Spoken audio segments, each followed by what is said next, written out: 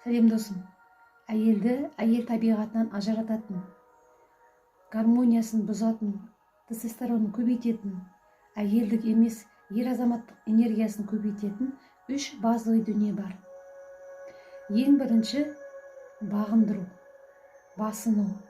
Егер әйелдің бойында қандай да азаматты, болмаса қандай да бір адамдарды, бауыры болсын, енесі болсын, қарамағындағы жұмысшылары болсын, болмаса өзінің жолдасы болсын, балалары болсын, басынып, маған бағынсын деген керек емес мінезі болатын болса, онда әйелдік болмысынан ажырайды. Келесі екінші әйелдік болмысынан ажырататын, ол өзіне сенбеу.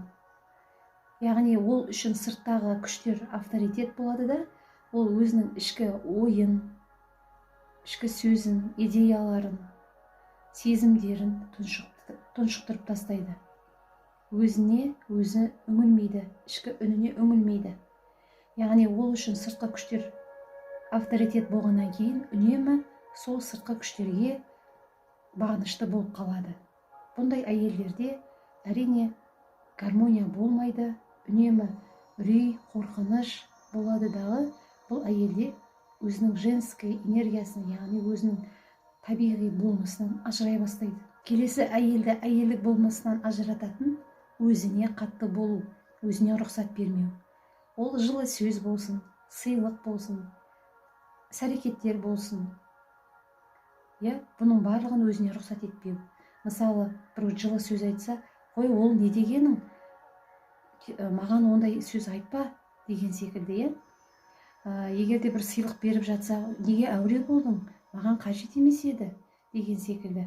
Ол әйел үшін бір жақсылық жасап жатса, мен осыған лайық бердім деп ішінен, яғни күдіктеніп қалады. Яғни өзіне көп нәрсені шектеу, өзіне рұқсат етпеу. Жақсы киім, жақсы тағам, жақсы орындар.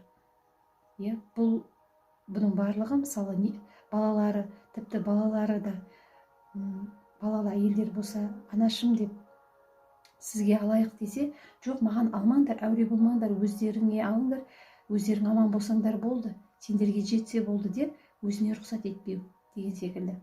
Яғни бұндай әйелдерде өзіндік табиғи болмысынан, өзіндік гармониядан, әйелдік энергиясынан алыстайтын болады.